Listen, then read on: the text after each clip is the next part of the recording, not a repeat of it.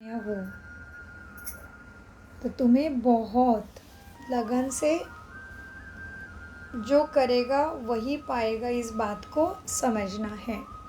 और बाबा फिर कहते मैं गरीब निवाज हूँ, मैं तुम्हारे लिए आया हूँ और तुम्हें ही सारे राज मैं राज योगा द्वारा समझाता हूँ। तो राज समझने वाले बहुत राजा बच्चे हो हम सभी, इसलिए कोठों में कोई में से कोई बेचारा हीरा अपने पुरुषार्थ से राजपद पाने की लगन में लगा है। सो इसलिए आज क्लास में हम एकत्रित हुए हैं। तो आ जाओ भ्रुकुटी के सिंहासन पर, मैं आत्मा राजा कानों द्वारा अमृत संजीवनी बूटी पी रहा हूँ। बाप दादा मेरे सम्मुख बैठे हैं, मेरे लिए इस धरती पर आए हैं, तो मुझे पूरा आज्ञाकारी बन के उसका आना सफल करना है। आज है 9/2/2026, बाप दादा मधुबन से। महावाक्य है मीठे बच्चे। हाँ जी बाबा, स्वीकार किया मीठे हैं क्या? अभी भी कांटे अंदर है? कांटों के अंश तो नहीं है। सबसे बड़ा कांटा देह अभिमान, मैं ये हूँ, मुझे ऐसा चाहिए, आई एम राइट, मेरे मन के हिसाब से ही होना चाहिए, मेरे ये तत्व है, इसी प्रमाण होना चाहिए था। पहले ऐसे होता था। ये सब चाहने वाले कांटे अंदर होंगे तो बाप की लाइट नहीं आएगी। बाबा ने आज क्लियर बोला है, पवित्रता की लाइट आएगी जब याद की यात्रा एक्यूरेट समझोगे। मुझे एक्यूरेट ही बनना है, इसलिए भगवान की पूजा में मुहूर्त को बहुत बहुत जांच के रखा जाता है। कहीं उसकी आँख कहीं कम तो नहीं है। आँखें भी, मुहूर्त को भी, पत्थर को भी इतना। और तो हम तो लाइव में बन रहे, चैतन्य में देवी देवता भाग्य राज्य अधिकारी बन रहे, और मेरे भाने सबका भला, और ऊपर से हम मर गए। क्या है आगे? क्या कहते बाबा? हम मर गए, मर गई दुनिया, हो गया विनाश, खत्म हो गया कलयुग और संगम भी।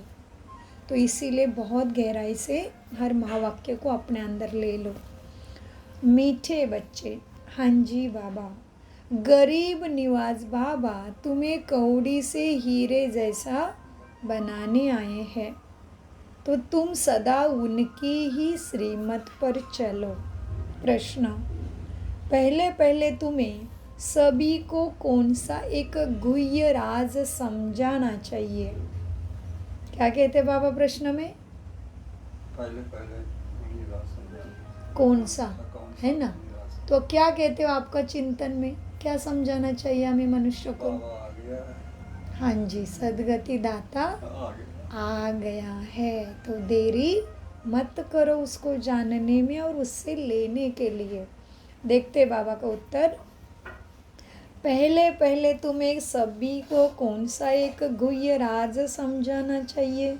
उत्तर, बाप दादा का। तुम जानते हो यहाँ हम बाप दादा के पास आए हैं, ये दोनों इकट्ठे हैं। शिव की आत्मा भी इसी में है, ब्रह्मा की आत्मा भी इस खुद के उसके ही शरीर में है। एक आत्मा है, दूसरा परमात्मा है। तो पहले पहले यह गुह्य राज सबको समझाओ कि यह बाप दादा इकट्ठे हैं। यह दादा भगवान नहीं, मनुष्य भगवान होता नहीं। भगवान कहा जाता है निराकार को। वह बाप है शांति धाम में रहने वाला। गीत चला है, आखिर वह दिन आया आज, जो चाहना था वो मिल गया आज। हाँ, ओम शांति। आप नहीं बोलोगे ओम शांति? बाप ने बोला तो मन में भी बोलो, या वाणी से भी बोलो, या परम धाम में जाके बोलो। ओम शांति। बाप दादा द्वारा अर्थात शिव बाबा ब्रह्मा द्वारा समझाते हैं, यह पक्का कर लो, लौकिक संबंध में बाप अलग दादा अलग होता है। बाप से दादे का वर्षा मिलता, कहते हैं दादे का वर्षा लेते हैं। वह है गरीब निवाज। गरीब निवाज उनको कहा जाता जो आकर गरीबों को सिरताज बनाए। क्या बनाता है हमें? सिरताज। सिरताज माना राजाओं का राजा महाराजा। जो पहले पहले पक्का निश्चय तुम्हें होना चाहिए कि यह मुझे सिरताज बनाने वाला है कौन? कौन है? मेरा बाप है सदगति दाता। उसको मैंने कितने हजार साल से पुकारा है, तभी जाके उसने अभी मेरी आवाज सुनी है। तो पहले पहले पक्का निश्चय होना चाहिए, यह कौन है? देखने में तो साकार मनुष्य है, इनको यह सब ब्रह्मा कहते हैं। तुम सब ब्रह्मा कुमार कुमारियाँ हो, जानते हो। हमको वर्षा किससे मिलता है? शिव बाबा से मिलता है, जो सबका बाप आया है वर्षा देने के लिए। अंडरलाइन, सबका बाप आया है, तो सभी को ही मुक्ति, जीवन मुक्ति, सद्गति, सद्बुद्धि मिलने का टाइम यही है। सबका बाप आया है वर्षा देने के लिए। बाप वर्षा देते हैं सुख का। फिर आधा कल्प बाप रावण राज्य। आधा कल्प बाप देता है क्या रावण राज्य? बाप देता है रावण राज्य? वो चक्र में है, इसको कोई रोक नहीं सकता। एवं भगवान भी ड्रामा के चक्र में बंध गए हैं। इसलिए कहते बच्चे, तुम द्वापर युग से ही मैं तुम्हें सहायता करना शुरू करता हूँ, साक्षात्कार कराता हूँ, लेकिन मैं समय से पहले आ नहीं सकता। मुझे केवल कलयुग के अंत में, माना ड्रामा पूरा हुआ है, तभी ही आना पड़ता है। तो आने के टाइम में मेरे अंदर भी वही पार्ट इमर्ज हो जाता है कि मैं बच्चों के पास चलूँ। बाबा कहते बाप वर्षा देते हैं सुख का। फिर आधा कल्प बाप बाप ने राज्य दिया था। फिर क्या हुआ? आधा कल्प बाद रावण ही दुख का श्राप देते हैं। रावण कौन है? हमारे अंदर के विकार है। कर्म इंद्रिय मेरे कर्मचारी है, मेरे सहायक है। अगर मैं शांति स्वधर्म में स्थित हो जाऊं तो कर्म इंद्रिय में भी शांति आ गई। अगर मैं विकारी बन जाऊं तो कर्म इंद्रियों में भी विकार आ गए। तो बाबा कहते हैं भक्ति मार्ग में भगवान को ढूंढने के लिए धक्के खाते हैं, मिलता किसी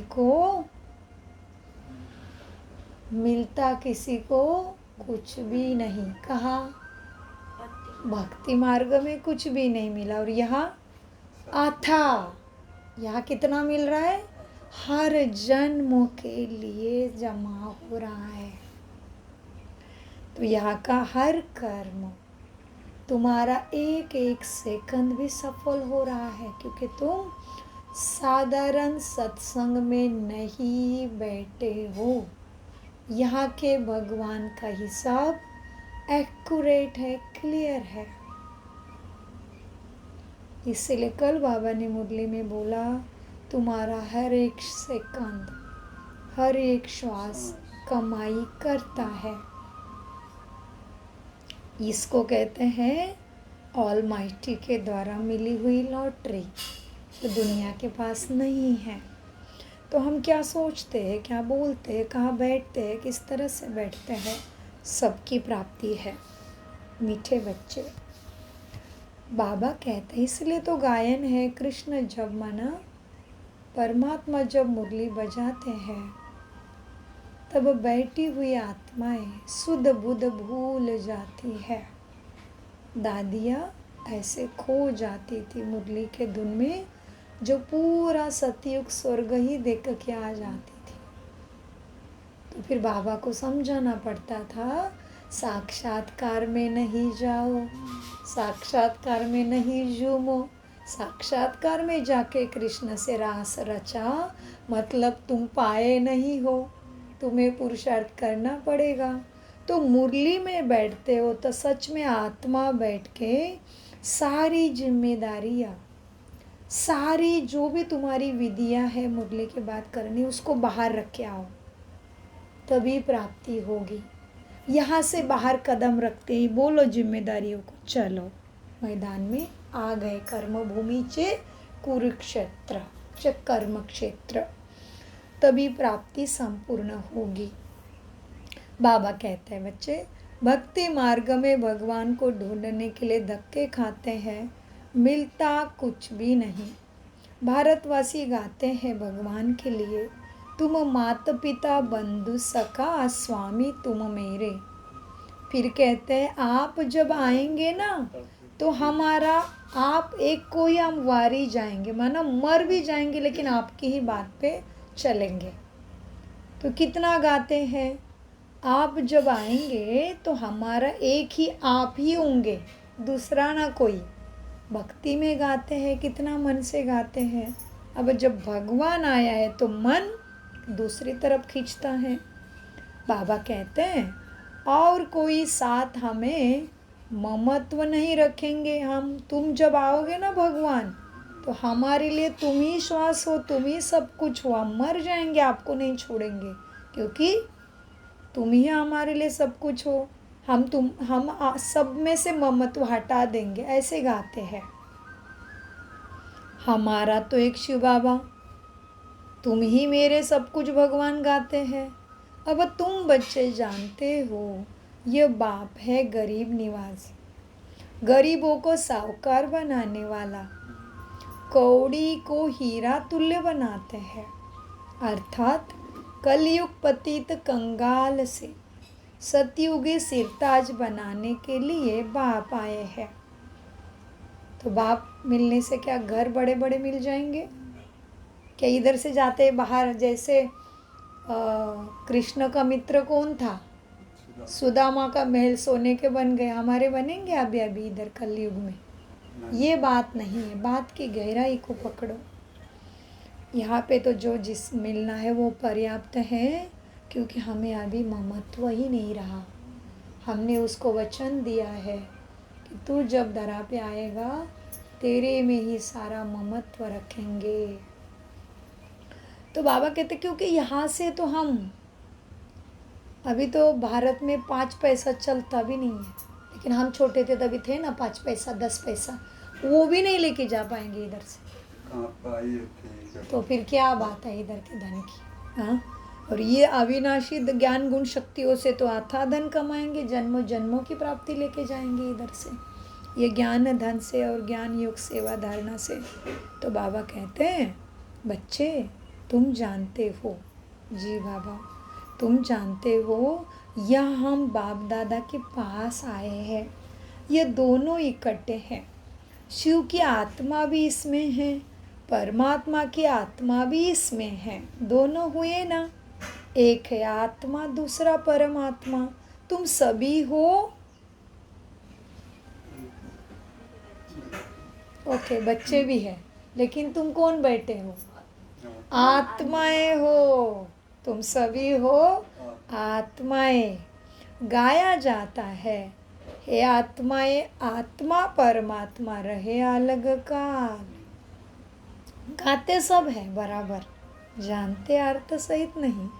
गाया जाता है, आत्माएं परमात्मा अलग रहे बहुकाल। अर्थ नहीं समझते कि सद्गुरु दलाल मिलने से कैसा सुंदर मेला चल रहा है अभी।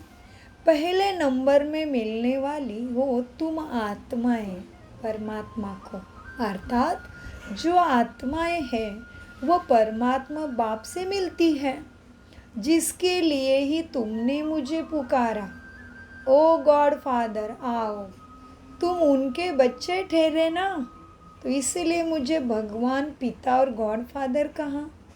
तो फादर से क्या मिलता है? वर्षा।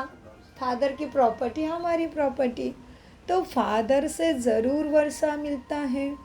बाप कहते हैं भारत जो सिरताज था वह अभी कितना कंगाल बना है। अभी मैं फिर तुम बच्चों को सिरताज बनाने आया हूँ। तुम डबल सिरताज बनते हो। देखो, इनको पूछने से पहले इनको मालूम है टीचर क्या पूछने वाला है।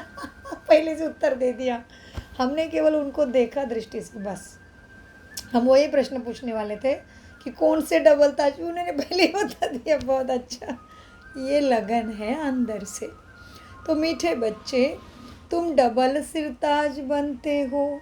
एक ताज होता है पवित्रता का, और दूसरा उसमें लाइट दिखाते हैं ना देवी देवताओं के पीछे। दूसरा तुम्हें मिलता है राजाई का रत्न जड़ित ताज। देखो अपने सिर पे आज दिन भर ताज देखो, अपने सोने के महल देखो, और जैसा राजा सुखी वैसी प्रजा देखो, अपनी राजधानी देखो, वहाँ का रंग रूप जानो, वहाँ की खुशबू को महसूस करो, क्योंकि तुम वहाँ से आए हो। जिस तरह से हम भारत से आए हैं, तो अभी आपको कहेंगे कि जाओ आपके घर में जाके थोड़ा किचन देख के आओ, तो मुश्किल है क्या? देख के आओगे ना तुरंत, क्योंकि वहाँ से आए हो ना, तो आत्मा में रिकॉर्ड है। तो बाबा भी हमें कहते हैं आप उधर से आप आइए, आपके लिए कुछ मुश्किल नहीं है, तुम आने एक बार बने हो देवता, है ना। तो बाबा कहते तुम्हें दूसरा मिलता है रत्न जड़ित ताज। तो पहले पहले यह गुह्य राज तुम्हें सबको समझाना है कि यह बाप दादा ये करते हैं। ये ब्रह्मा भगवान नहीं है, ये भगवान का रथ है। हमारा रथ कौन सा है? हमारा रथ कौन सा है? आत्मा है। मेरा रथ कौन सा है? ये हाँ जी, ये शरीर मेरा रथ है। इतना देर क्यों लगा? परम धाम में बैठे हो क्या? इनका भगवान का रथ ब्रह्मा है, हमारा रथ ये शरीर है। ये भगवान नहीं है, ये सबको समझा दो, ये ब्रह्मा है। इसको भाग्यरथ कहते हैं। भाग्यशाली रथ है भगवान का। मनुष्य भगवान होता नहीं, भगवान कहा जाता है निराकार को। वह बाप है शांति धाम में रहने वाला, जहाँ तुम सभी आत्माएं रहती हो, जिसको निर्वाण धाम अथवा वानप्रस्थ भी कहा जाता है। फिर तुम आत्माओं को शरीर धारण कर यहाँ पाठ बजाना होता है। कौन से नाम आए मेरे घर के आज? वानप्रस्थ और निर्वाण धाम। वानप्रस्थ माना क्या? मतलब वाणी से परे की अवस्था में रहते हैं। हाँ, निर्वाण धाम माना भी वहाँ वाणी का कोई काम नहीं, वाणी ही नहीं है। शरीर नहीं तो वाणी कैसे हो गया, है ना। तो बाबा कहते आधा कल्प सुख का पाठ, आधा कल्प है दुख का। जब दुख का अंत होता है तब बाप कहते हैं बच्चे मैं आता हूँ। दुख का अंत होता है तब मैं आता हूँ। तो अभी मुझे बाबा मिला है, मेरे जीवन में भगवान आ गया है, मेरी नैया खिवैया के हाथ में है, तो मेरे अंदर से दुख खत्म होना चाहिए। उसके लिए युक्ति आत्मा अभिमानी स्थिति में खुद को स्थित करना, आत्मा के गुणों का चिंतन करना, उसके अनुसार ही विचार दृष्टि और संकल्प चलाना। तो दुख कैसे हो आएगा? क्योंकि बाबा क्या कहते हैं, जब दुख का अंत होता है तब बाप कहते हैं मैं आता हूँ। इसलिए बाबा का रथ, दादी गुलजार जी 40 साल की उम्र से कैंसर था। दादी के रथ को कैंसर था, फिर भी वो आत्मा, महारथी आत्मा हिली नहीं, डुली नहीं, अपनी परम शांति में रह के आखिर भगवान के साथ मिलन मना के उसका ही रथ बन गई लास्ट में। इसलिए शिवलिंग के सामने एक होता है नंदी, ब्रह्मा का प्रतीक, और दूसरा होता है कछुआ, जो दादी का प्रतीक है, कछुआ। तो दादी ऐसे एकदम आत्मा अभिमानी रही, गंभीर रही। जो दादी का गायन है देखो उसमें फोटो के सामने कि दादी कैसी थी। दादी के शरीर में कैंसर था, उनके स्थिति के कारण प्रकृति को भी हार मानना पड़ा। दादी को 97 की आयु प्राप्त हुई। कैंसर उनका कुछ भी नहीं बिगाड़ पाया, इतनी प्रकृति जीत बनी थी, क्योंकि परमात्मा के महावाक्य को 9 साल से उम्र से ही पी रही थी और उसकी वो बन गई थी। इसलिए प्रकृति क्या करेगी, कुछ भी नहीं। इसलिए बाबा कहते हैं तुम जब सत प्रधान बनते हो, प्रकृति तुम्हारी दासी बनती है। दासी माना क्या, नीचे अवस्था नहीं, दासी माना मुझे जैसे शरीर को कंफर्टेबल है वैसे ही एनवायरनमेंट होगा, ऐसे हर तत्व ऑर्डर में चलेंगे।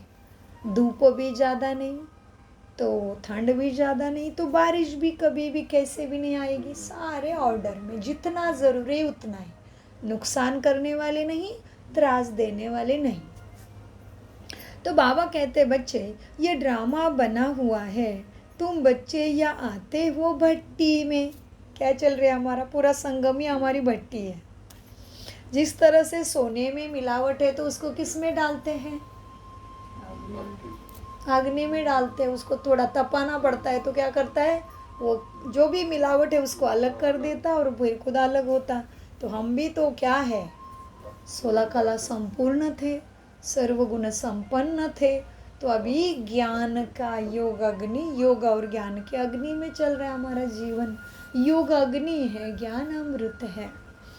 बाप कहते हैं ये ड्रामा बना हुआ है, तुम बच्चे यहाँ आते हो भट्टी में, यहाँ और कुछ बाहर का याद नहीं आना चाहिए। क्या बोला बाबा ने, यहाँ किसी बाहर का याद नहीं आना। यहाँ है ही माता पिता और तुम बच्चे, और यहाँ शूद्र और बाकी तो शूद्र संप्रदाय यहाँ आ नहीं सकते। जो ब्राह्मण नहीं उनको शूद्र कहा जाता है, उनका संग तो यहाँ है ही नहीं। यह है ही ब्राह्मणों का संग। ब्राह्मण बच्चे जानते हैं शिव बाबा ब्रह्मा द्वारा हमको नरक से स्वर्ग की राजधानी का मालिक बनाने आए हैं। अब हम मालिक नहीं है क्योंकि हम पतित हैं। हम पावन थे, फिर 84 का चक्र लगाए, सतो रजो तमो में आए हैं। सीढ़ी में 84 जन्मों का हिसाब अच्छे से लिखा हुआ है। बाप बैठकर बच्चों को समझाते हैं। अंडरलाइन, किसके सामने बैठा है बाप, बच्चों के सामने। बाप बैठकर बच्चों को समझाते हैं। जिन बच्चों से पहले पहले मिलते हैं, फिर उन्हों को ही पहले पहले सत्युग में भी आना है। तुमने 84 जन्म लिए हैं जी बाबा। रचत और रचना की सारी नॉलेज एक बाप के पास ही है। इसलिए मनुष्य कितना भी कहे हमारा गुरु आत्मज्ञानी है, ब्रह्म ज्ञानी है, रिद्धि सिद्धि वाला है, पानी पे चलता है, अग्नि पे चलता है, कुछ भी बोलने दो, बाप के सिवाय सदगति का नॉलेज किसी के पास नहीं है। बाप के सिवाय स्वर्ग पर तुम्हें कोई दे ही नहीं सकता। ये बुद्धि में लिख देना है, सबको भी वही समझाना है। क्योंकि कोई भी मरता है तो हर कोई प्रार्थना करता है कि आत्मा, वो मनुष्य बहुत भला था, स्वर्ग में जाएगा। इसका मतलब स्वर्ग में जाने की इच्छा हर आत्मा में है। बाबा कहते हैं रचता और रचना की सारी नॉलेज एक बाप के पास है। वही मनुष्य सृष्टि का बीज रूप भी है। जरूर बीज में ही नॉलेज होगी। इस झाड़ की उत्पत्ति, पालना और विनाश कैसा होता, यह बीज में ही होगा। तो मनुष्य सृष्टि का बीज कौन हुआ? शिव बाबा। यह तो बाप ही समझाते हैं। तुम अब जानते हो, हम भारतवासी गरीब हैं। जब देवी देवता थे ना, तो कितने हम साहूकार थे। कितने थे साहूकार? हीरो से खेलते थे। वाह क्या बात है, खेलना हीरो से। हीरो से खेलते थे, हीरो के महलों में रहते थे। अब बाप स्मृति दिलाती है, हीरो से खेलने को मिलने के लिए पहले अविनाशी ज्ञान रत्नों से खेलना है। अभी ज्ञान रत्नों को बुद्धि में सजाना है। संस्कार, कृति, वृत्ति, दृष्टि में ज्ञान रत्न लगाने हैं, तभी ऐसे खेलने को मिलेगा। तुम हीरे से खेलते थे, हीरो के तुम्हारे महल थे। अब बाप तुम्हें स्मृति दिलाते हैं कि तुम कैसे 84 जन्म लेते हो, मुझे भी बुलाते हो। हे पतित पावन, हे गरीब निवास बाबा, आओ हम गरीबों को स्वर्ग का मालिक फिर से बनाओ। आओ भगवान, कितना गाते हो, पतित पावन आओ। स्वर्ग में सुख घनेरे थे ना, अब क्या हुआ, दुख घनेरे हो गए। बच्चे जानते हैं, इस समय से पूरे पतित बन पड़े हैं। अभी कलयुग का अंत है, फिर सतयुग चाहिए। मुझे इसलिए बुलाते, पावन बनाओ। पहले भारत में एक आदि सनातन देवी देवता धर्म था। अब क्या हुआ, वह प्रायलोप हो गया। अब सब अपने को क्या कहलाते हैं? हिंदू कहलाते हैं। इस समय क्रिश्चियन भी बहुत हो गए, क्योंकि हिंदू वाले बहुत कन्वर्ट हो गए क्रिश्चियन में। क्यों? लालच है ना कुछ पैसा मिला, धर्म बदल दिया। तुम देवी देवताओं का असूल कर्म श्रेष्ठ था। अंडरलाइन, हमारे कर्म कैसे थे? सदा श्रेष्ठ थे। माना जिस कर्म में काम, क्रोध, लोभ, मोह, अहंकार का अंश भी नहीं था। तुम देवी देवताओं के असूल कर्म श्रेष्ठ था। तुम पवित्र प्रवृत्ति मार्ग वाले थे। अब रावण राज्य में पतित प्रवृत्ति मार्ग वाले बन गए हो, इसीलिए बहुत दुखी हो। सतयुग को कहा जाता है शिवालय। शिव बाबा का स्थापन किया हुआ स्वर्ग। बाप कहते हैं, मैं आकर तुम बच्चों को शूद्र से ब्राह्मण बनाए, फिर तुमको ही चंद्रवंशी, सूर्यवंशी राजधानी का वर्षा देता हूँ। पहला कौन सा वंश मिलता है, चंद्र या सूर्य? सूर्यवंशी, चंद्रवंशी राजधानी का वर्षा देता हूँ। आज बाप ने स्वर्ग के लिए कौन सा, सतयुग के लिए कौन सा सुंदर नाम दिया? अभी वो 1-2 लाइन हो गई। आज बाबा क्या कहे? सतयुग को कहा जाता है शिवालय। परम धाम को भी शिवालय। लय माना घर, रहने की जगह। तो आज बाबा ने सतयुग को भी शिवालय कहा है, तो कितनी ऊंची स्थान हो गई देखो। सतयुग को कहा जाता है शिवालय। शिव बाबा का स्थापन किया हुआ स्वर्ग। बाप कहते हैं, मैं आकर तुम बच्चों को शूद्र से ब्राह्मण बनाए, फिर तुमको सूर्यवंशी, चंद्रवंशी राजधानी का वारसा भी देता हूँ। ये बाप दादा है, इनको कभी भूलो मत। शिव बाबा ब्रह्मा द्वारा हमको स्वर्ग के लायक बना रहे हैं। कंस्ट्रक्शन चालू है, बट जल्दी अभी टू लेट नहीं, स्टॉप, क्लोज, कभी बोर्ड लग जाएगा। तो मेरे लिए क्लोज होता है, मेरे श्वास खत्म हो गए, पढ़ाई मेरे लिए क्लोज हो गई, और श्वासों का भरोसा नहीं। इसलिए हर दिन के महावाक्य को उसी दिन पचा लो, माना धारण कर लो, माना एक पार्टी बन जाओ। जैसे कई बच्चे स्कूल में होते हैं ना, कोई टॉपिक पे टीचर ने समझा दिए ना, उनके बुद्धि में क्लास में ही 99% बैठ जाता है। मेरे पीछे वाला भाई मेरा ऐसा है, मेरे पीछे वाला भाई है मेरा, मैं बड़ी और मेरे पीछे एक है, उसका ये होता था और मुझे घर आके बहुत रटना पड़ता था।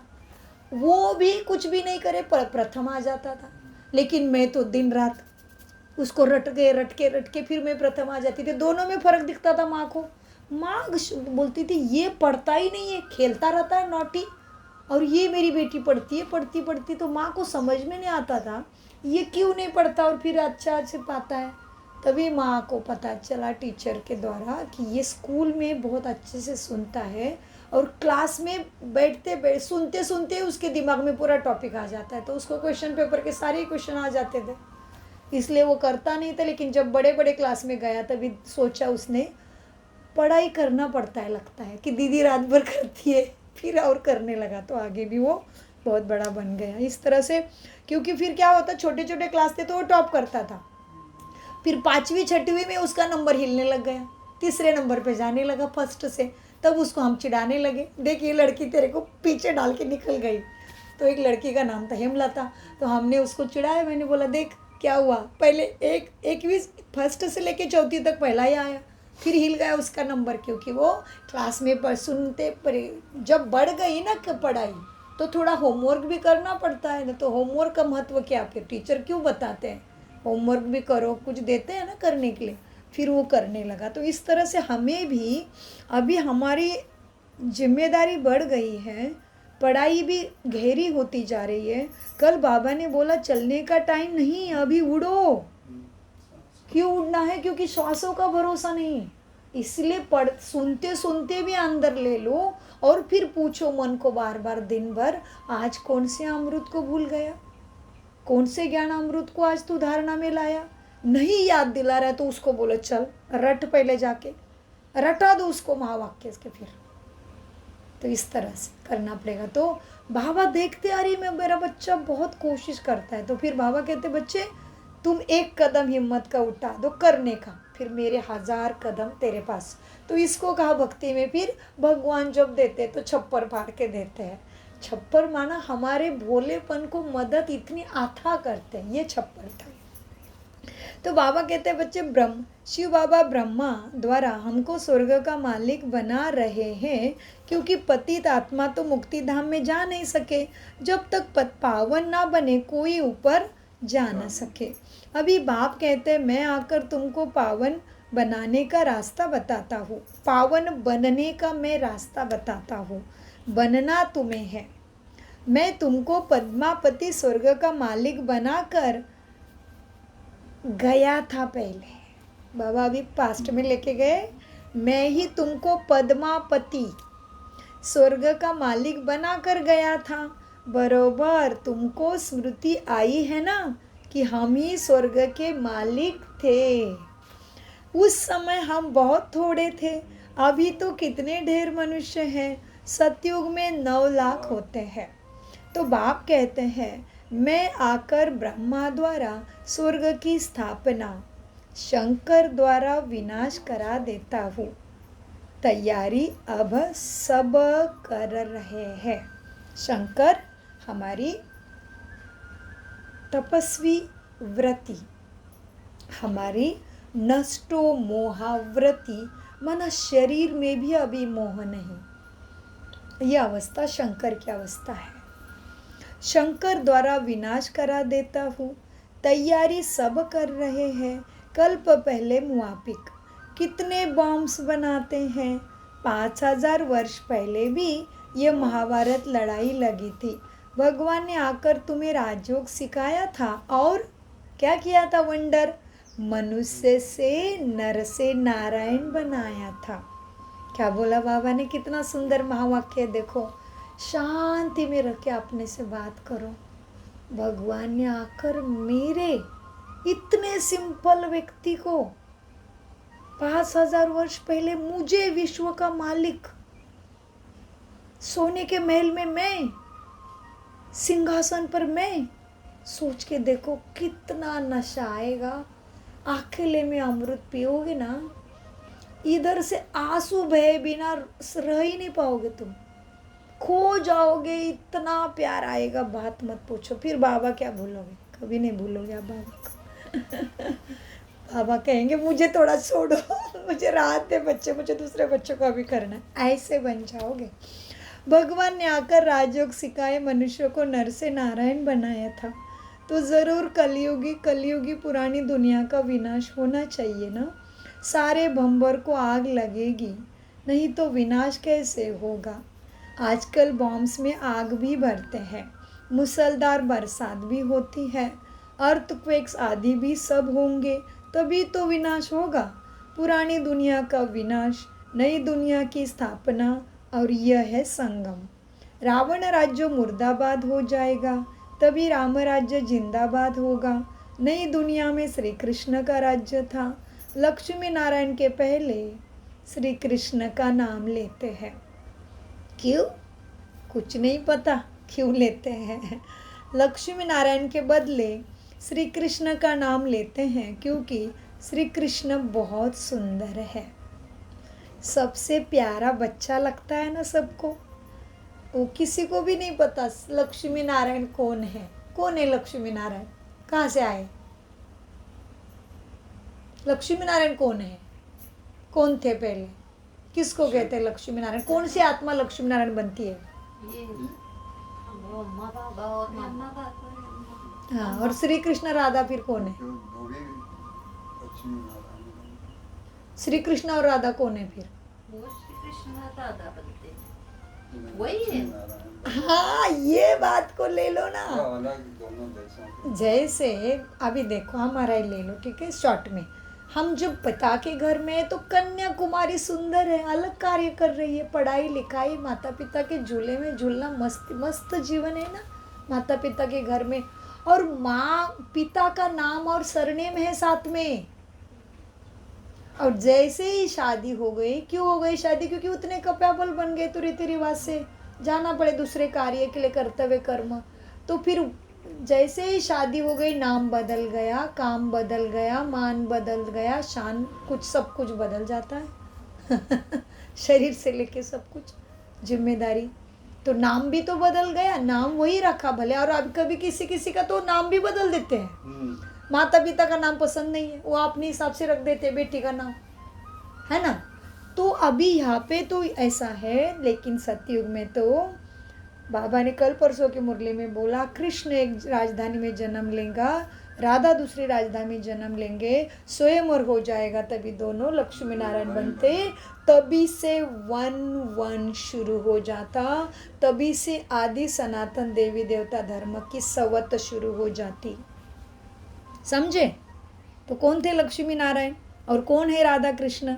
वही आत्मा है, सतयुग वाले ही हैं। लेकिन लक्ष्मी नारायण कौन है? राधा कृष्ण जब स्वयंवर हो जाता, बड़े हो जाते, उनके हाथ में राजगद्दी राज्य कारभार दे सकते हैं, तभी उनका नाम है लक्ष्मी नारायण। और वो छोटे हैं तभी उनका नाम है राधा कृष्ण। इसलिए उन लोगों का बड़प्पन कहीं दिखा नहीं पाए भक्ति में। कृष्ण कभी बड़ा हुआ ही नहीं है भक्ति में, वो हमेशा ही न रेंगता ही रह गया, मटकी ही फोड़ रहा है, खेल ही रहा है, राशि कर रहा है। तो फिर बड़ा कब होगा पता नहीं है। और क्या बड़े, कहाँ बड़े हो गए? जब अर्जुन को उन्होंने वो दिया, लेकिन वो बड़ा होना थोड़ी होता है। उनके साथ पत्नी किधर दिखाई फिर? नहीं, वो भक्त है उनकी, वो कहानी तो मनुष्य ने बनाई है। रुक्मणी माना थोड़े से, उसके भी अर्थ है बहुत, हर चीज़ के अर्थ है। रुक्मणी माना वैसा अर्थ लिया जाए तो बाबा मुरली में कहते, बच्चे तुम अर्जुन हो, तुम सीता हो जो रावण के जंगल में फंस गई है। तो जो अभी हमारी स्थिति होती है उस तरह से भक्ति में नाम दिए जाते हैं। रुक्मणी माना अभी थोड़ा रुक के अपने मन को पूछ ले, तेरा कौन है। हर शब्द का अर्थ है। श्री माना श्रेष्ठ, कृष्ण माना आकर्षण करने वाली आत्मा। उसने पहले भगवान को आकर्षित किया, इतनी श्रेष्ठता उसमें है। भगवान कहते हैं बच्चे, मैं किसी के भी आत्मा में आ नहीं सकता, ब्रह्मा की आत्मा ही मेरे लिए मुकर्रर है, इतनी वो श्रेष्ठ है। तो भक्ति में जो बोला गया उसके अंदर बहुत अर्थ है। अर्थ को समझ के फिर हमें चलना था। देवी देवताओं की पूजा करते टाइम, शास्त्र पढ़ते टाइम हमें वैसे बनना था, उसीलिए उसका ये कारण था। जैसे स्कूल में गए तो स्कूल में क्यों पढ़ रहे, क्योंकि हमें कुछ बनना है। लेकिन हमने क्या किया, भक्ति में बनने का लक्ष्य तो भूल गए, उसी स्कूल को, उसी क्लास को और उसी बुक को लेके बैठे कि यही बुक मुझे सदगति देंगे, तो उधर के उधर ही रहे नहीं और ही दुख में गिर गए। क्योंकि समय किसी के लिए नहीं रुकता, तो दिन रात का चक्र तो युगों का नहीं रुका। ऊपर से और ही विकारी वाली आत्माएं नीचे आ गई, तुम और ही संग में आ गए और उनका कॉपी करके करके किधर तक पहुंच गए। तो कल बाबा ने मुरली में बोला, अभी तुम्हें किसको कॉपी करना है? ब्रह्मा ने कैसा पुरुषार्थ किया सदगति के लिए, बाकी किसी को कॉपी नहीं करना है। द्वापर युग में तुम कॉपी करते करते ही पूरे भूल गए, मुझे एकदम गटर में गिर गए दुख के। तो इसीलिए मीठे बाबा की गहरी महावाक्य अच्छा है, क्लास में प्रश्न पूछा करो, तभी बाबा फिर समझ देते हैं। भक्ति में जो भी है, शास्त्रों में जो भी है, उससे अर्थ लेने थे। इसलिए बाबा कहते बच्चे, तुम मन मत, शास्त्रों की मत, पर मत, ऋषि मुनियों के मत पे चल के सदगति को नहीं पाए और ही पतित और अंध श्रद्धालु ब्लाइंड बन गए।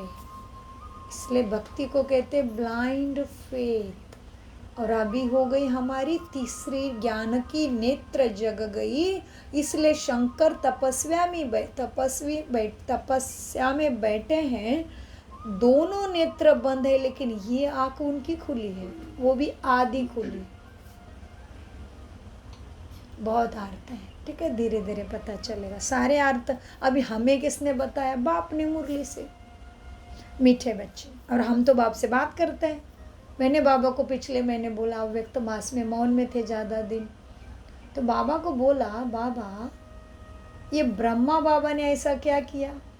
ये तो बुद्धिस्ट कंट्री है, ये बुद्ध के तत्व पे चल रहे हैं और लोग सच में चल रहे हैं, हम देख रहे हैं। तत्व बहुत सुख है ये कंट्री में, होता प्रॉब्लम सब तरफ है, लेकिन सामान्य जनता को सुख है। और बुद्ध का तत्व है दया, करुणा, शांति। ये लोग बहुत सारे लोग ऐसे भी हैं, इसको फॉलो करते हैं। तो हमने बोला, हर मूर्ति, हर बिल्डिंग के सामने आपका ही पुतला बना के आपको कहते हैं ये हमारा धर्मपाल है, धर्म रक्षक है। इधर में उसको थाई में धर्म रक्षक बोलते हैं, ब्रह्मा को रक्षा करने वाला बोलते हैं। तो मेरा अपना ही चिंतन चला। तभी एक दिन बाबा ने ऐसा अंदर संकल्प दिया कि बच्चे, इसकी राजधानी भारत से शुरू होती है, इस जमीन तक पहुंचती है। इतना बड़ा होगा इसका राज्य में, इसकी राजधानी, इसकी प्रजा का क्षेत्र, इसका राज्य का। मतलब ये थाईलैंड जमीन, बैंकॉक पानी के नीचे जाएगा, फिर भी यहाँ की भी कोई जमीन बचेगी। इसलिए हम इधर पुरुषार्थ कर रहे हैं इसी जमीन पे, ठीक है। तो ये गहरी गहरी वाक्य बाबा से बात करो, बाबा ऐसे क्यों, बाबा वैसे क्यों, आपको टचिंग देगा, कितना मजा आएगा। भगवान मुझे उत्तर देता है। तो मैं रोज यही बोलती हूँ, मेरे को टचिंग ही नहीं हो रही बाबा की। टचिंग माना आपके अंदर वो संकल्प आएगा जो आपको कभी नहीं सोचा था ऐसे आएगा, कभी नहीं सोचा था ऐसे आएगा। टचिंग माना क्या होगा वो समझो, आपके मतलब भाव में आएगा। हाँ, हाँ, समझ आएगा। और दूसरी टचिंग माना किसी निमित्त आत्मा के द्वारा दिलाएगा। कभी कोई क्लास सुनने का मन करेगा, उसमें से आपको पता चलेगा, अच्छा ये कोई गीत सुनने का मन करेगा, उसमें से भी बताएगा वो। क्योंकि ये जीवन ही हमारे एक दूसरे के ऊपर श्रृंखला है, ये जीवन अकेले का है ही नहीं। तो इस ड्रामा में सभी मददगार है एक दूसरे को, इसलिए यहाँ पे सब निर्दोष भी है, कोई पतित आत्मा भी बुरी नहीं है, एवं कोई खून करने वाली आत्मा को भी बुरा नहीं बोल सकते, क्योंकि उसके रोल में वही है रिकॉर्डिंग। और किसी ने कुछ उसके साथ पहले किया है तो अभी बेरहमी से अभी हम उसके ऊपर के रोल के देख के हाय हाय क्या निर्दयी है, क्या कर रहा है, क्या कर। अरे बाबा ने बोला तुम क्या क्यों में कितने फंस गए कल के अव्यक्त मुरली, ध्यान से सुनो। बाबा ने अच्छे से कान खोले, कल के मुरली में बहुत सारी बातें आई है। बातें तो रोज ही आती है, लेकिन जैसे हमारी अवस्था शुद्ध होती जाती है हमें हर बात में बहुत गहराई समझ में आती है। कल ही बाबा ने बोला बच्चे क्या क्यों क्या कि कितनी लंबी क्यों में तुम फंस गए थे। तो क्या क्यों कहाँ लगाते, हम सब तरफ लगाते हैं, अपने लिए छोड़ के दुनिया के लिए, ड्रामा के लिए क्या क्यों कैसे हाई बाई में फंस जाते हैं। तो बाबा कहते हैं उसमें अपने संकल्प को व्यर्थ मत करो। चल आ जाइए आज के फिर से मेरे मीठे बाप दादा हमें लक्ष्मी नारायण के बदले बता रहे थे। तो बाबा कहते बच्चे नई दुनिया में श्री कृष्ण का राज्य था, लक्ष्मी नारायण के बदले श्री कृष्ण का नाम ले लेते हैं, क्योंकि श्री कृष्ण है सबसे सुंदर प्यारा बच्चा। मनुष्य को तो पता नहीं है ना श्री कृष्ण क्या है। श्री कृष्ण अलग राजधानी का है, राधे, अच्छा आज भी वो बात आ गई, श्री कृष्ण अलग राजधानी का है, राधे फिर अलग राजधानी के है। भारत सिरताज था, अभी कंगाल हुआ है, फिर बाप आकर सिरताज बनाते हैं।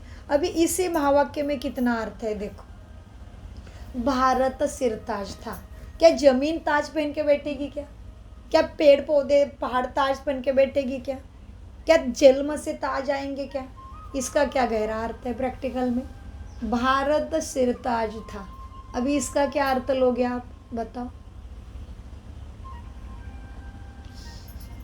ये लोग थे ना सिरताज पहनने वाले। हाँ जी, ऐसे करो लोग करो थे, चिंतन वो करो। पहन रहे थे। हाँ, भारत सिरताज था, माना उसके अंदर रहने वाले लोग इतने दिव्य और सुखी थे, मीन स्वर्ग में थे। तो क्या बोला? भारत सिरताज था। अभी शब्द अलग है लेकिन उसकी अंडरस्टैंडिंग एंड प्रैक्टिकल समझ अलग है। इसी तरह से भक्ति में भी है। अभी केवल आप शब्दों को पकड़ के बैठोगे भारत सिरताज था, अरे लेकिन प्रैक्टिकल में क्या? भारत सिरताज मतलब क्या? उधर के मनुष्य। सो भारत सिरताज था, अभी कंगाल है, फिर बाप आकर सिरताज बनाते हैं। अब बाप कहते हैं बच्चे पवित्र बनो और माँ में कम याद करो। दो बातें याद रखो, क्या? माँ में कम माना क्या? मुझे एक को, हाँ जी, माँ में कम याद करो तो तुम सत्व प्रधान जरूर बन जाएंगे।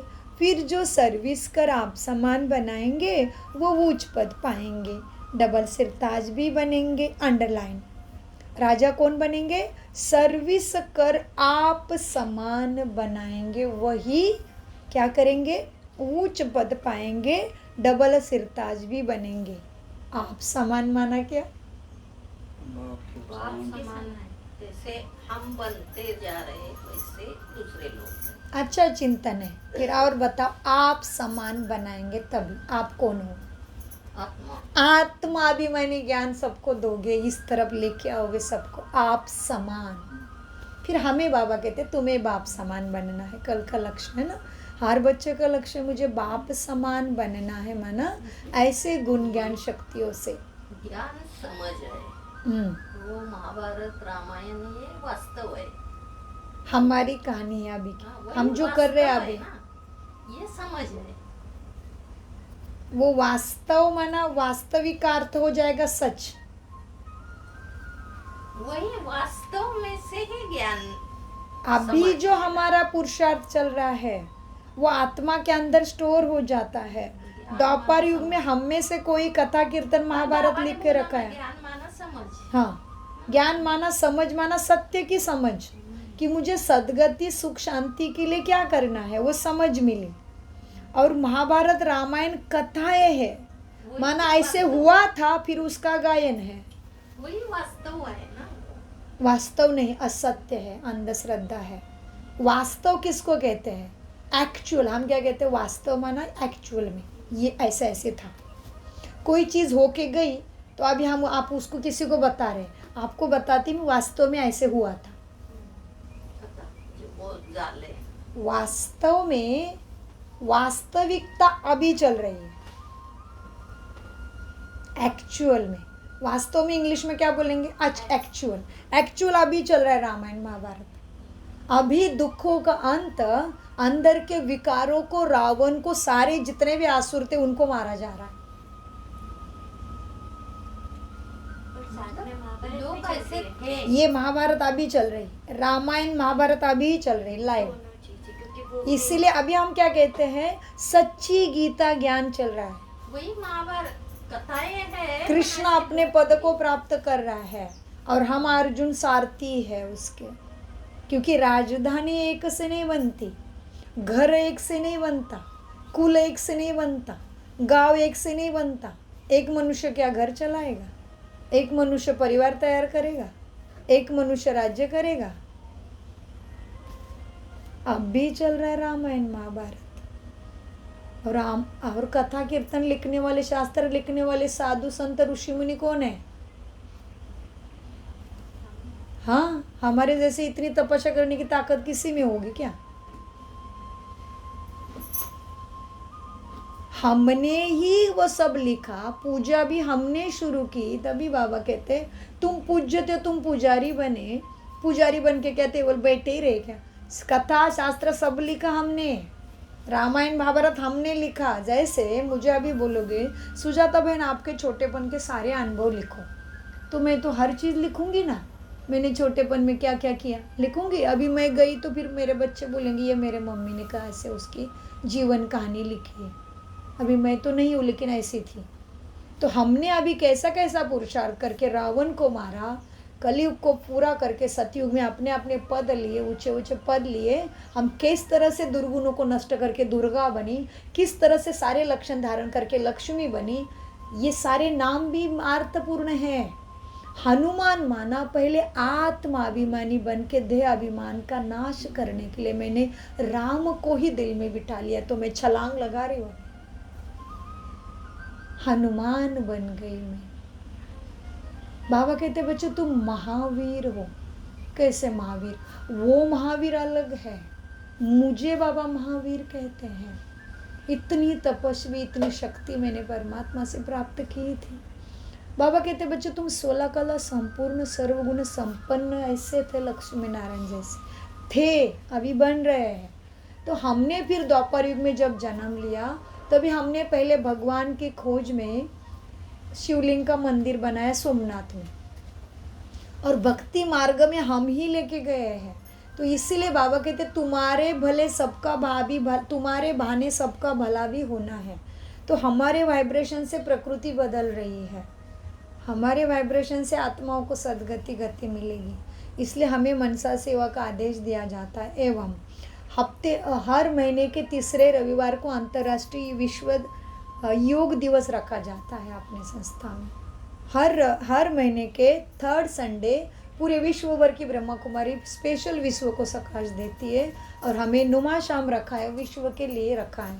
क्योंकि अभी सभी के सहयोग से संसार बना है, तो हमारे सबके वाइब्रेशन से फिर से सबको मुक्ति सद्गति मिलनी है। इसीलिए 100 साल पहले इतनी खोज नहीं थी दुनिया में, शास्त्र साइंस की सुख शांति नहीं थी। तो अभी साइंस की खोज भी हमें सुख देगी और वो दुख का भी कारण बनेगी। इसलिए कल की मुरली में बाबा रोज के मुरली में कहते बच्चे वहाँ पे सतयुग में सारी व्यवस्था होगी, सारे साइंस के साधन होंगे। पुष्पक विमान तो ऐसे होगा तुम जाके बैठोगे और तुम्हारा संकल्प है मुझे अमुक राधे के राजधानी में जाना है, वो पुष्पक तुम्हें लेके जाएगा कि नहीं जाएगा? संकल्प से वहाँ पे सृष्टि बनती है। अभी आपका उसमें विश्वास बैठ रहा है क्या? चलेगा संकल्प से उधर? पुष्पक विमान चलेगा संकल्प से? बाबा तो कह रहे संकल्प से चलेगा। क्यों चलेगा? क्योंकि अभी तुम्हें साइंस के आसार दिख रहे हैं। कैसे? वो 7-11 का गेट याद करो। तुम जाके खड़े होते हो दरवाजा खुलता है। क्या किया तुमने? कुछ भी नहीं किया। तुम्हारा स्पर्श कोई ले रहा है की टेक्निक, तो तुम्हारे स्पर्श से खुल सकता है। तो तुम्हारे संकल्प उससे भी स्ट्रांग है। तो वो पट्टी को पता नहीं इधर मुर्दा खड़ा कर दिया है तो भी वो खुलती है। ट्रॉली भी लेके जाओ तो भी वो खुलता है। तो फिर तुम्हारे स्पर्श से गेट खुलता है 7-11 का। इतना सेंसेशन वो मशीन में है। और तो तुम तो उससे भी दिव्य हो। तुमने तो भगवान को नीचे बुलाया है। तुम्हारे वाइब्रेशन से स्वर्ग बन रहा है। तुम्हारे वाइब्रेशन से सबके दुख मिटने वाले हैं। एवं 84 लाख योनि ही सत्व प्रदान बन रही है। सुखी हो रहे सभी प्राणी मात्र, सारे कीड़े मकोड़े खत्म हो जाएंगे। इसलिए 100 साल पहले खतरनाक बीमारी नहीं थी, क्योंकि ये सब चाहिए। ड्रामा में हिसाब किताब है। ऊपर से वैसी आत्माएं आ गई तो उनके वैसे ही वाइब्रेशन है। उनके वाइब्रेशन से कीड़े मकोड़े तैयार हो गए। जिस तरह से घर में 4 दिन कचरा मत निकालो ना, देखो ना कैसे हाल होता है। कुछ नहीं करना पड़ता, सिस्टम ऐटो है। आपने अभी कीड़े आ जाएंगे। चीनी गिरा दो इधर बीच में, कुछ नहीं करना है, अपने आप चींटी आ जाएंगे। वो ऐटो सिस्टम है। वैसे हमारे अंदर भी ऐटो सिस्टम है। मीठे बच्चे, सतयुग में राजा रानी और प्रजा सब पवित्र रहते हैं। अभी तो है ही प्रजा का राज्य, दोनों ताज अभी नहीं है तुम्हारे पास। बाप कहते हैं जब ऐसी हालत होती है तभी मैं आता हूँ। अभी मैं तुम बच्चों को राजयोग सिखला रहा हूँ। मैं ही पतित पावन हूँ। अब तुम मुझे याद करो तो तुम्हारी आत्मा से खाद निकल जाएगी। फिर सत्वप्रधान तुम बन जाएंगे। अभी शाम से सुंदर तुम्हें बनना है। अंडरलाइन, शाम से सुंदर केवल कृष्ण नहीं है, हम सभी भी है। शाम से सुंदर तुम्हें बनना है। सोने में खाद पड़ने से काला हो जाता है। अब खाद को निकालना है। बेहद का बाप कहते हैं तुम कामचिता पर बैठ काले हो गए हो। अब क्या करना पड़े कालापन निकलने के लिए? क्या कहते बाबा? हमारा बाटला नहीं है आज इधर। तुम कामचिता पर बैठ काले बन गए हो। अब ज्ञान चिता पर बैठो और सबसे ममत्व मिटा दो तो तुम ऐसे गोरे पावन सतप्रधान बन जाएंगे। तुम आशिक हो मुझ एक माशूक के। तो एक गीत है ना, तेरे आशिकी में तो मैं दिल भी। कितना सुंदर गीत है हमारे टाइम का, आशिकी पिक्चर का। तेरे आशिकी में, आमिर खान का कितना फेमस हुआ था। तो हमारा आशिक कौन है अभी? तुम आशिक हो। भले पिक्चर का भी गीत कभी गुनगुनाए ना, तभी बाबा ही दिखाई दे तो वो सफल हो जाता है। तुम आशिक हो मुझे एक माशूक के। भगत सब भगवान को याद करते हैं। सतयुग त्रेता में भक्ति होती नहीं, वहाँ तो है ज्ञान की प्रारब्ध। बाप आकर ज्ञान से रात का दिन बनाते हैं। बाप आकर ज्ञान से ही दुख की रात को दिन बनाते हैं। ऐसे नहीं शास्त्र पढ़ने से दिन हो जाएगा, ऐसे नहीं। अभी दिन के पीछे बाबा का क्या इंटेंशन है? सत्ययुग। बाबा क्या कहते हैं? ऐसे नहीं शास्त्र पढ़ने से दिन हो जाएगा। दिन माना स्वर्ग सतयुग आएगा, ऐसा नहीं है शास्त्र पढ़ने से। वह है भक्ति मार्ग की सामग्री। ठीक है ना? शास्त्र क्या है? भक्ति मार्ग की सामग्री। तो भक्ति मार्ग में क्या हो गई आत्मा? और ही नीचे कलाएं उतरती गई। ज्ञान सागर पतित पावन एक ही बाप है। वह आकर सृष्टि चक्र का ज्ञान बच्चों को समझाते हैं और योग भी सिखाते हैं। ईश्वर के साथ योग लगाने वाले तुम योग योगेश्वर, फिर तुम ही बनते हो राज राजेश्वरी। बाबा ने हमें कौन सा टाइटल दिया आज? उसके पहले योग लगाने वाले योग योगेश्वर। तो किसको याद है? योगेश्वर की मूर्ति को हॉस्पिटल में भी रखा जाता है, स्कूलों में भी, बड़ी बड़ी यूनिवर्सिटीज़ में भी योगेश्वर की मूर्ति को रखा जाता है। आपको पता है कौन सी मूर्ति को योगेश्वर कहते हैं? नहीं पता ना? वो ऐसे खड़े हैं योगेश्वर जी, ये देखो, वो योगेश्वर जी की मूर्ति है। ऊपर दिखा रहे हैं, पृथ्वी के गोले पे दिखाते हैं उनको, लेकिन उसको कृष्ण मानते हैं सभी। ये कृष्ण जैसा साज रहता है उनको, नीली बॉडी, मुकुट बिकुट ऐसे। कभी कभी हाथ में बांसुरी दिखाते, नहीं तो हाथ ऐसा ही है, ऐसे खड़े हैं योगेश्वर।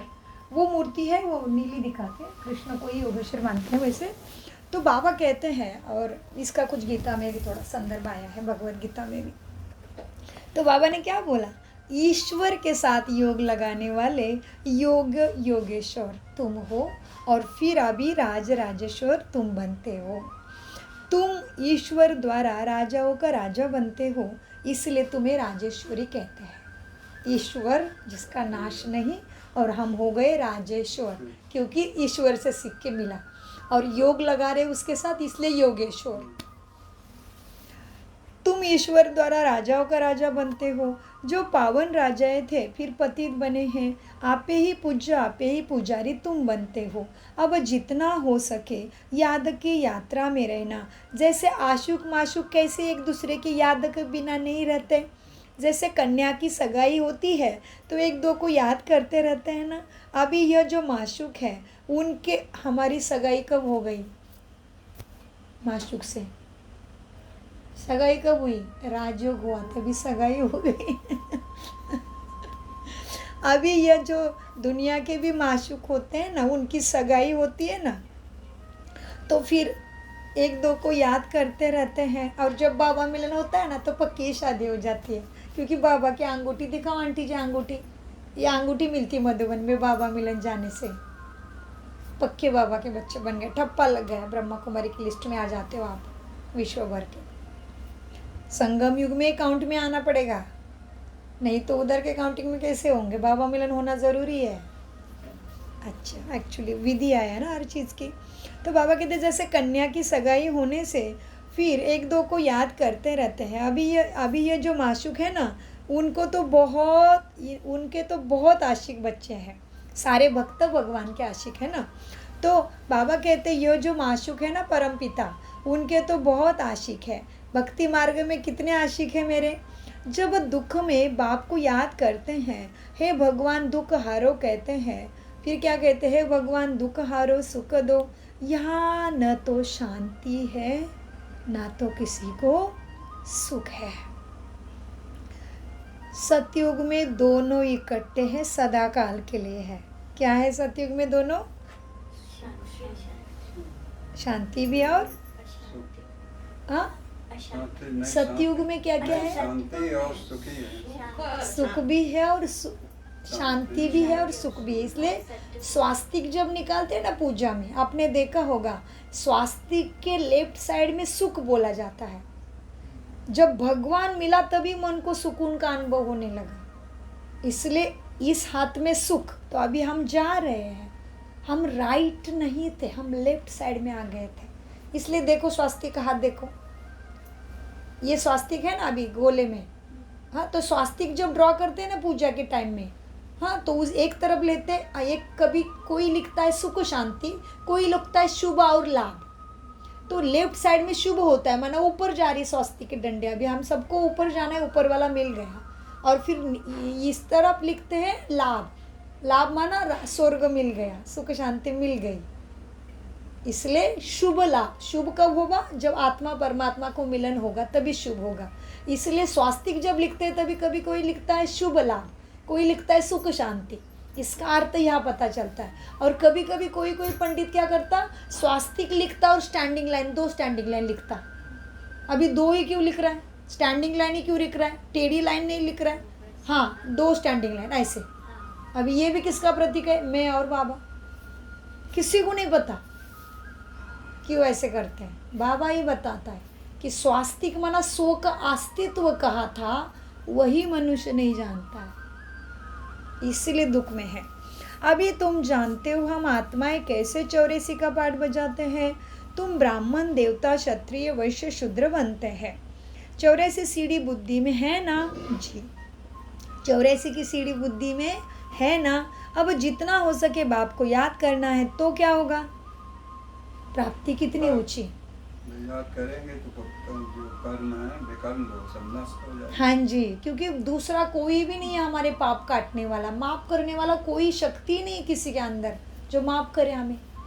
सभी वैसे हालत में पहुंच गए तो कौन किसको करेगा। तो बाबा कहते तुम जितना हो सके याद करो, क्योंकि याद से ही पाप कट जाएंगे। कर्म करते हुए भी बुद्धि में बाप की याद रहे, बाबा अभी कैसे देखो बात करना है। बाबा हम स्वर्ग का वर्षा ले रहे हैं। बाप और वर्षे को तुम्हें याद करना है। याद से ही पाप कट जाएंगे। जितना याद करेंगे तो पवित्रता की लाइट भी आती जाएगी। और आपको कोई भी हिसाब किताब आया तो भी दुख नहीं दे सकेगा इनके जैसे दादियों जैसी अवस्था अंदर। सो जितना याद करेंगे पाप भी कटेंगे और पवित्रता की लाइट भी आती आत्मा में जाएगी। आत्मा से खाद निकलती जाएगी। बच्चों को जितना हो सके जितना टाइम मिले याद का ही उपाय करना है सारी बीमारी खत्म करने के लिए। इसलिए बाबा को पाप के नाम से, कौन सा नाम है भक्ति में? पाप कटेश्वर। कौन सा ईश्वर है? पाप को काटने वाला और सारी बीमारी को दूर करने वाले से नाम से सारे बीमारी का इलाज इसके पास है। ये भक्ति में क्या नाम है उसको? इस उसके गुण के वजह से सारी बीमारी को दूर करता है। तन की, मन की, दुनिया की सबकी बीमारी दूर करता है। तो इस बीमारी के नाम से भी उनको एक नाम है संस्कृत में, उनके इस कर्म, इस गुण के वजह से भी पाप कटेश्वर। एक होगा पाप काटता है इसलिए, और सारी बीमारी को नष्ट करने वाले को संस्कृत में क्या कहते हैं? वैद्यनाथ। क्या नाम है उनका? वैद्यनाथ। तो डॉक्टरों को भी सारी बुद्धि देता है वो बाप ही है। उसको पता है मेरे बच्चे अलग अलग बीमारी को जूझने वाले हैं, तो डॉक्टरों को भी बुद्धि दी है कैसे कैसे। ये आत्मा को बोला पैरासिटामोल खोज के निकाल, वो आत्मा की बुद्धि डाली ऑपरेशन कर। सारा बाबा ही देता है। जो सही है वो बाबा के द्वारा और जो गलत है वो हमारे विकारों की वजह से बुरा हो रहा है। बाबा कहते बच्चे सवेरे सवेरे अच्छा टाइम मिलता है, जितना टाइम मिले याद का उपाय करो। याद से ही आत्मा का पाप कटता है। यह तुम्हें पुरुषार्थ जरूर याद का करना है। भला ग्रस्त व्यवहार में रहो, बच्चों को संभाल करो, परंतु ये अंतिम जन्म पवित्र जरूर बनो। जी बाबा। काम चिता पर नहीं चढ़ो, अभी ज्ञान चिता पर बैठे हो। यह पढ़ाई बहुत ऊंची है, इसमें सोने का बर्तन बुद्धि बनना चाहिए, तभी ज्ञान याद रहेगा। यह पढ़ाई बहुत ऊंची है, इसमें सोने का बर्तन चाहिए। तुम बाप को याद करने से बुद्धि और मन सोने का बर्तन बनते हो। याद भूलने से फिर क्या हुआ? अच्छे से बाबा ने दिखा दिया शक्ल। हाँ देखो क्या हुआ। याद भूलने से फिर मन बुद्धि लोहे का बर्तन बन जाते हैं। और लोहे का असर क्या होता है? लोहे का अंत क्या है? लोहे का अंत क्या है? उसको गंज लगने से तो मट्टी बन जाता है ना आसानी से। सोने को गंज लगता है कि कभी? उसकी तो वैल्यू बढ़ती जा रही है। अभी तो वंडर ही हो रहा है कलयुग के अंत में। कभी देखा था क्या? ये तो हमसे पुराने हैं। कभी पैदा हुए तब से देखा था सोना इतना ऊंचा गया था। अभी देखो सोने के पीछे क्या हो रहा है, ड्रामा। तुम बाप की याद से सोने का बर्तन बनते हो, याद भूलने से फिर लोहे का बर्तन बन जाते हो। बाप को याद करने से स्वर्ग के मालिक बनेंगे। यह तो बहुत सहज है ना याद करना। मुख्य है पवित्रता, याद से ही पवित्र बनेंगे। सृष्टि चक्र को याद करने से स्वर्ग का मालिक बनेंगे। दो चीज़ें आई, जहाँ जाना है उधर का भी याद घुमाना पड़ेगा, चित्र बनाना पड़ेगा बार बार सतयुग का। बाबा ने दो बातें बोली अभी, याद से ही पवित्र बनेंगे और स्वर्ग को याद करने से सृष्टि का मालिक, स्वर्ग का मालिक बनेंगे। माना 100 दर्शन चक्र भी घूमता रहे और बाबा की याद भी रहे। बाबा ने दो बातें बोली, याद से ही पवित्र बनेंगे और सृष्टि चक्र को याद करने से स्वर्ग का मालिक बनेंगे। तुम्हें घर बार नहीं छोड़ना, ग्रस्त व्यवहार में रहना। बाप कहते हैं 63 जन्म तुम पतित दुनिया में रहे हो। अब शिवालय अमर लोक में चलने के लिए तुम यह एक जन्म पवित्र रहेंगे तो क्या बिगड़ेगा? बहुत कमाई हो जाएगी ना। 5 विकारों पर जीत पाना है, तभी तो जगत जीत बनेंगे ना, नहीं तो पद नहीं पा सकेंगे। बाप कहते हैं देखो मरना तो सबको है ना, तो एक जन्म सफल क्यों नहीं करेंगे पवित्र बन के। हालांकि श्वासों का भी भरोसा नहीं, तो इतना भी नहीं कर सकते हो इतना उच्च पद पाने के लिए। तो यह अंतिम जन्म है, फिर तुम जाएंगे नई दुनिया में राज्य करेंगे। हीरे जवाहरातों की खानियाँ तुम्हारे लिए भरपूर हो जाएगी, वहाँ तुम हीरे जवाहरातों से खेलते रहेंगे। ऐसे बाप के बनकर उनकी मत पर भी चलना चाहिए ना। श्रीमत से ही तुम श्रेष्ठ बनेंगे, रावण की मत से तुम भ्रष्टाचारी बने हो। श्रीमत पर चलो तो तमो से सतो बनेंगे। बाप को याद करना है, बाप तुम्हें कितना सहज कराते, कोई तकलीफ नहीं देते। देखो भक्ति मार्ग में कितने तकलीफ होती है, तीर्थों पे जाओ, ये करो वो करो, तो यहाँ पे बाप कितना सहज करते हैं। भक्ति मार्ग में तो तुमने बहुत धक्के खाए हैं, अब सिर्फ बाप ने कितना आसान किया। केवल बाप को मन बुद्धि से याद करो और सृष्टि चक्र को याद करो और स्वदर्शन चक्रधारी बनो, तो तुम 21 जन्मों के लिए चक्रवर्ती राजा जरूर बन जाएंगे। अनेक बार तुमने राज्य लिया और गवाया, आधा कल्प है सुख और आधा कल्प है दुख। बाप कहते हैं मैं कल्प कल्प संगम पर आता हूँ, तुमको सुखधाम का मालिक बनाता। अभी तुमको स्मृति आया ना, कैसे चक्र लगाया, यही चक्र बुद्धि में रखना है। क्यों? बाप ज्ञान का सागर है। तुम या बेहद के बाप के सामने बैठे हो। ऊंचे ते ऊंचे भगवान प्रजापिता ब्रह्मा द्वारा तुमको इतना ऊंचा वर्षा देते हैं, तो उसको कितना याद करना चाहिए। तो अब विनाश होने के पहले बाप को बहुत याद करो और पवित्र बनो। अच्छा, मीठे मीठे सिकिलदे बच्चों प्रति माता पिता बाप दादा का याद प्यार और गुड मॉर्निंग। रूहानी बाप की रूहानी बच्चों को नमस्ते। हम रूहानी बच्चों की रूहानी बाप दादा को याद प्यार गुड मॉर्निंग। नमस्ते प्यारे बाबा नमस्ते।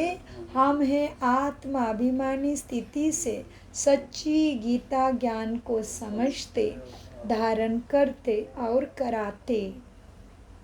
धारणा, निरंतर बाप की याद में रहने के लिए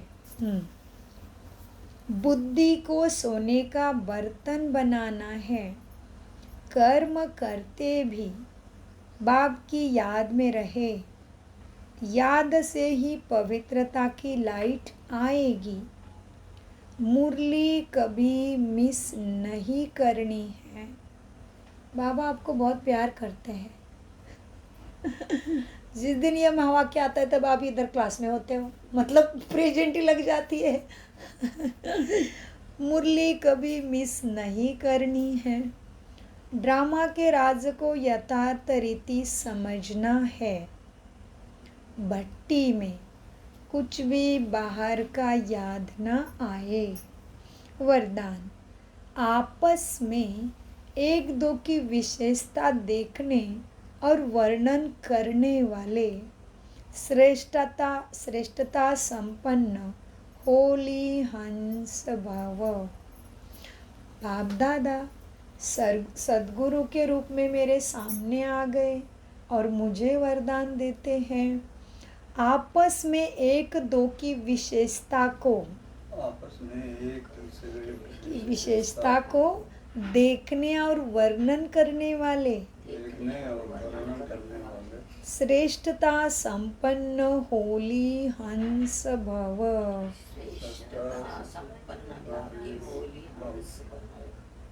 वरदान का विस्तार, संगम युग पर हर बच्चों को नॉलेज द्वारा कोई न कोई विशेष गुण अवश्य प्राप्त है। इसीलिए होली हंस बन हर एक की विशेषता को देखो और उसका ही वर्णन करो। जिस समय किसी की कमजोरी देखते हो या कमजोरी सुनते हो ना, तो समझ जाना चाहिए कि यह कमजोरी मेरी है, उनकी नहीं। इसलिए मुझे उनके अंदर कमजोरी दिखती है। एक ही परिवार है ना। हम सब एक बाप के हैं, एक ही परिवार है, एक ही माला है, और तुम सब एक ही माला के मन के हो। तो दूसरे की कमी कमजोरी नहीं देखना है, विशेषता देखना है। कोई भी कितना भी दुर्गुणी हो, लेकिन एक तो विशेषता होगी ही होगी, वही मुझे देखना है, बाबा कहते हैं। क्योंकि एक परिवार है। जैसे देखो, हमारे परिवार में भी हम किसी की कमजोरी को फैलाते नहीं हैं, ऊपर से उसको और ही मतलब ऐसे कोशिश करते कि नहीं ऐसे कुछ नहीं है, ये ऐसा नहीं है ना, ऐसे मतलब सबके सामने अच्छा ही रूप रखने की कोशिश करते हैं ना। तो बाबा भी कहते तुम्हारा ये परिवार है, तो किसी की कमी को नहीं देखना है। तो बाबा कहते हैं जैसे अपने कमजोरी को कभी प्रसिद्ध नहीं करना चाहते हो ना, ऐसे ही दूसरे की कमजोरी का भी वर्णन नहीं करो। होलियांस माना सभी की विशेषताओं को ग्रहण करना और कमजोरियों को मिटाना, इसको कहते हैं होली हंस। स्लोगन, समय को बचाने वाले तीव्र पुरुषार्थी ही सदा विजयी है।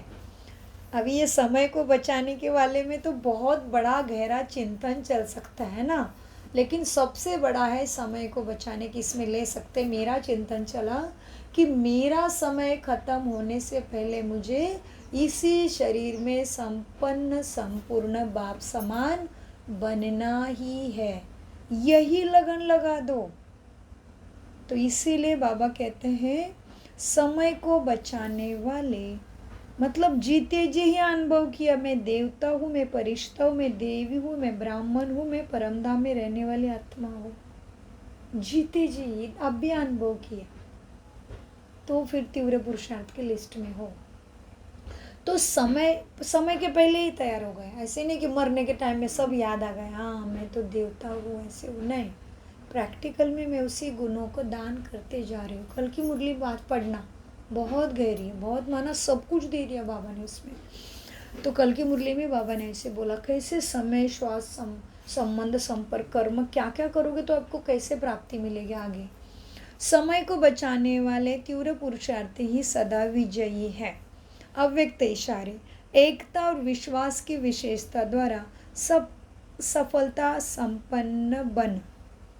जैसे मनकों की विशेषता होती है ना, माला के मन के है ना, जैसे मनकों की विशेषता होती है, एक जैसे मन के माला के एक ही धागे में पिरोए जाते हैं।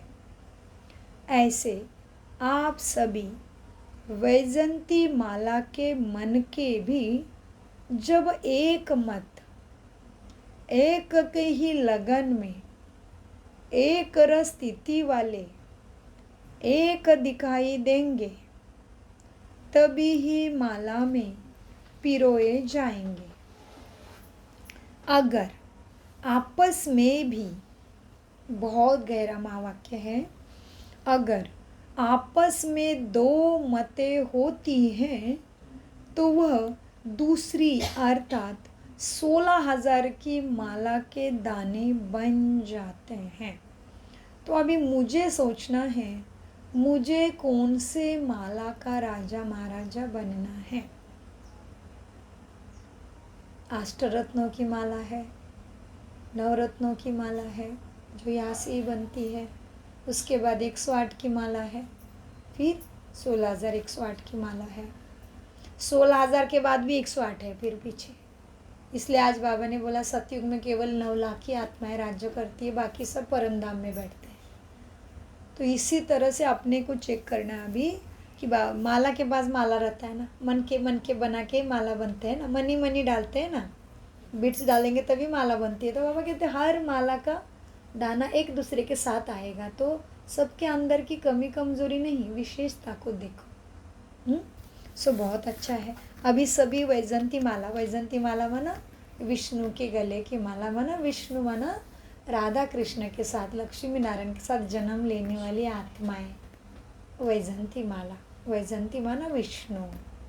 वैकुंठ माना विष्णु का राज्य। इसीलिए भारत वसुदेव कुटुंबकम मांगता है। भारत की संस्कृति क्या सिखाती है? हम एक के थे, एक है और एक रहेंगे, माना वसुदेव कुटुंबकम।